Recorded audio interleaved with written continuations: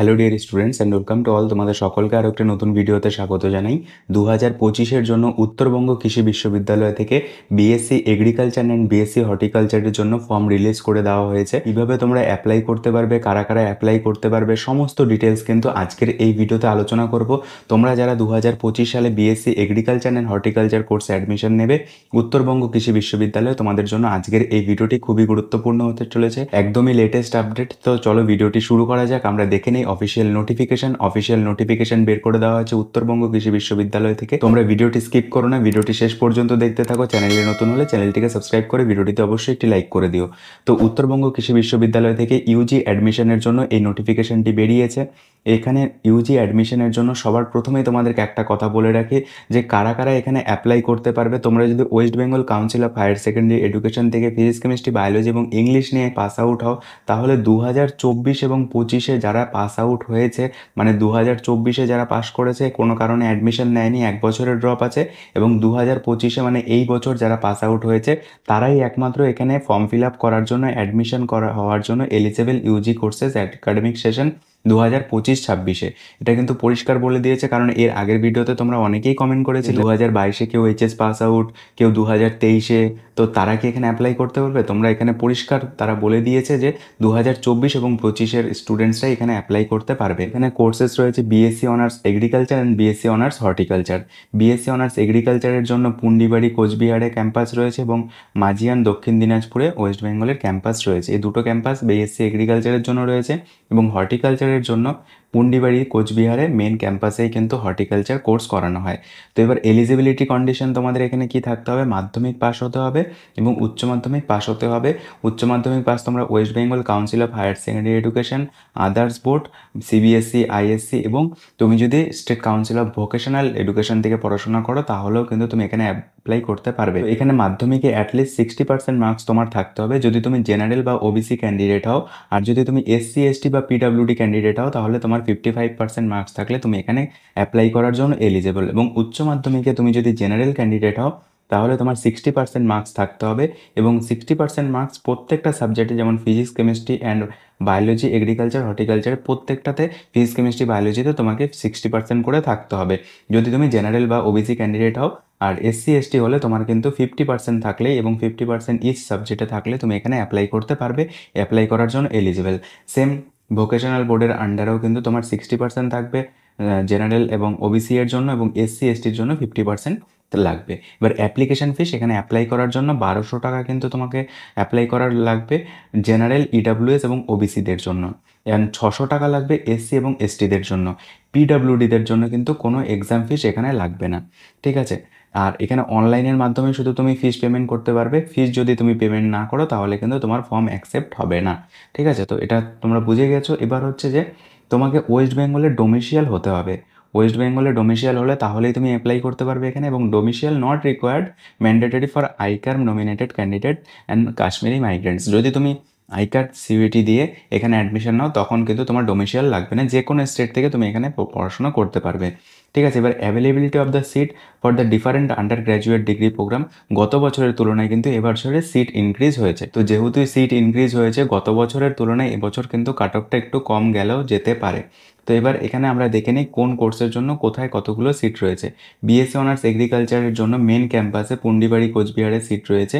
West Bengal council of higher Secondary এডুকেশনে 26টা seat রয়েছে, জেনারেলের এসসি রয়েছে 11টা, এসটির 3টে, পিডাব্লিউডি 1টা, ওবিসি এ 5টা, ওবিসি বি 4টে, টোটাল 56 কিন্তু সিট রয়েছে। গত বছর কিন্তু এর চেয়ে অনেকটা কম সিট ছিল, এবছরে কিন্তু 5-7টা সিট বেড়েছে, ঠিক আছে?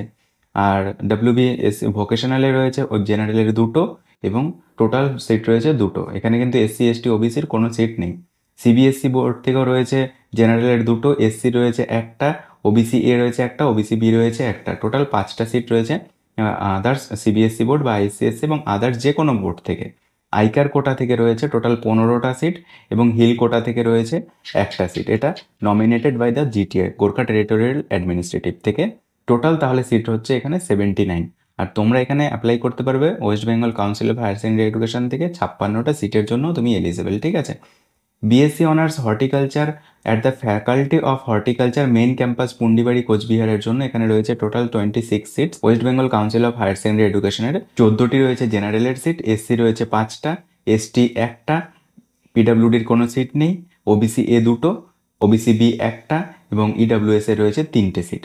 টোটাল 26টা সিট কিন্তু এখানে রয়েছে হর্টিকালচার কোর্সের জন্য, ঠিক আছে। আর ভোকেশনাল বোর্ড থেকে রয়েছে 1টা সিট, শুধুমাত্র জেনারেলের 1টা, আর আদার্স বোর্ড সিবিএসসি বোর্ড থেকে রয়েছে টোটাল 3টে সিট, এবং আইকার কোটা থেকে রয়েছে টোটাল 8টা সিট, এবং হিল কোটা থেকে রয়েছে 1টা সিট। টোটাল সিট সংখ্যা এখানে রয়েছে 39।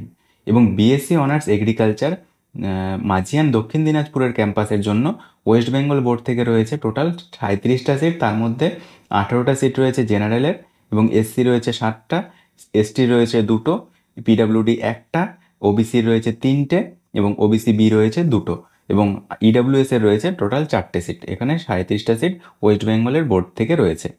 তো সুতরাং এবার দেখা যাচ্ছে যে সিটটা কিন্তু গত বছরের তুলনায় কিছু মানে খুব বেশি একটা না, 5-6টা করে সিট কিন্তু ইনক্রিজ হয়েছে, ঠিক আছে। গত বছরে যে আমি আগের ভিডিওটা বানিয়েছিলাম সেখানটায় তোমরা দেখবে যে গত বছরে কিন্তু এতগুলো সিট ছিল না।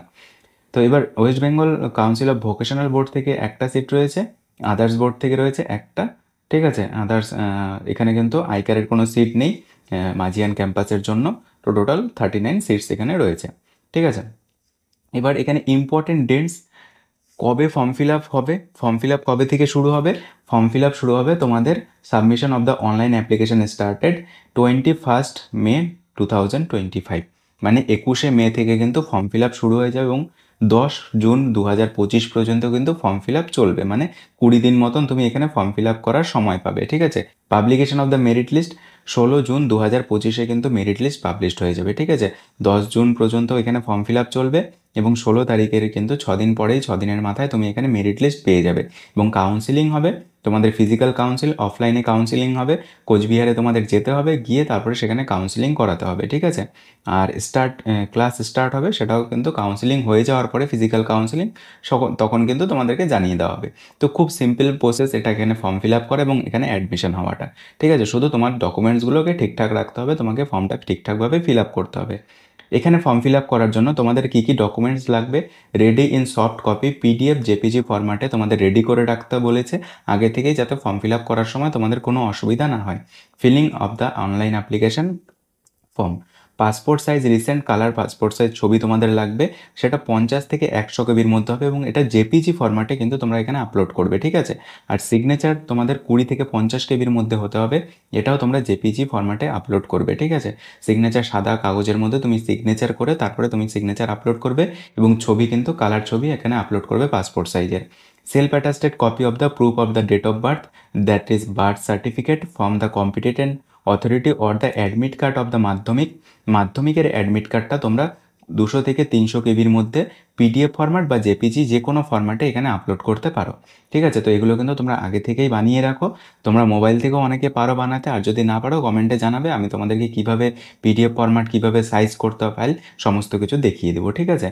Self attested copy both side marksheet, মাধ্যমিকের কিন্তু বোথ সাইড মার্কশিটের তোমাদের সেলফ অ্যাটাস্টেড করে, মানে জেরক্সের উপরে তোমরা জেরক্স করে নেবে, সেই জেরক্সের উপরে, জেরক্সের মধ্যে কীভাবে সেলফ অ্যাটাস্টেড করতে হয়, সাপোজ তোমার এই জেরক্সটা থাকলো, এখানে তোমার নাম লিখবে, নাম লিখে এখানে সেলফ অ্যাটাস্টেড কথাটা লিখবে, সেলফ অ্যাটাস্টেড কথাটি লিখে তারপরে এখানে তুমি যে ডেটে সিগনেচার করছো সেই ডেটটা তোমাদের এখানে লিখে দিতে হবে, ঠিক আছে। এরকমভাবে কিন্তু প্রত্যেকটি জেরক্সের ওপরে তোমাকে সেলফ অ্যাটাস্টেড করতে হবে, কোনো অরিজিনাল ডকুমেন্টসের ওপরে কিন্তু তোমরা সেলফ অ্যাটাস্টেড করতে যাবে না, তাহলে কিন্তু বিপদে পড়বে, ঠিক আছে। এছাড়া self attested copy of the higher secondary education, উচ্চ মাধ্যমিকের মার্কশিটটাও কিন্তু উচ্চ মাধ্যমিকের মার্কশিটের বোথ সাইড তোমাকে 200 থেকে 300 কেবির মধ্যে তোমরা এগুলো কিন্তু পিডিএফ ফরম্যাটে আপলোড করবে, ঠিক আছে। মার্কশিট যেটা বোথ সাইড আপলোড করবে সেটা কিন্তু পিডিএফ ফরম্যাটে আপলোড করার চেষ্টা করবে, কারণ দুটো পেজ থাকবে, দুটো পেজকে কিন্তু তোমরা পিডিএফ ফরম্যাট করে এই 200 থেকে 300 কেবির মধ্যে আপলোড করে দেবে। এবার self attested copy of the SC ST OBC NCL PWD EWS certificate government specified format, size 200 থেকে 300 কেবির মধ্যে হতে হবে, ঠিক আছে। 200 থেকে 300 কেবির মধ্যে তোমাদের সার্টিফিকেট হতে হবে, ক্যাটাগরি সার্টিফিকেট, এবং OBC NCL certificate must be issued within 1 year, issued on after 1 April 2024, EWS certificate must be issued on after 1/4/2025, মানে ওবিসি এনসিএল সার্টিফিকেটটা তোমার গত বছরে মানে 2024-এর 1 এপ্রিলের পরে ইস্যু হওয়া হলেও চলবে, কিন্তু তোমার ইডব্লিউএস সার্টিফিকেটটি কিন্তু 1/4/2025 ইস্যু হওয়া হতে হবে, তাহলেই তোমরা এখানটায় অ্যাপ্লাই করতে পারবে এবং ইডব্লিউএস ক্যাটাগরিতে তোমরা এখানে ফর্মটা ফিল আপ করতে পারবে। যদি তোমাদের কোনো সার্টিফিকেটে ভুলভ্রান্তি হয় তাহলে কিন্তু তোমাদের ফর্ম রিজেক্ট হয়ে যাবে।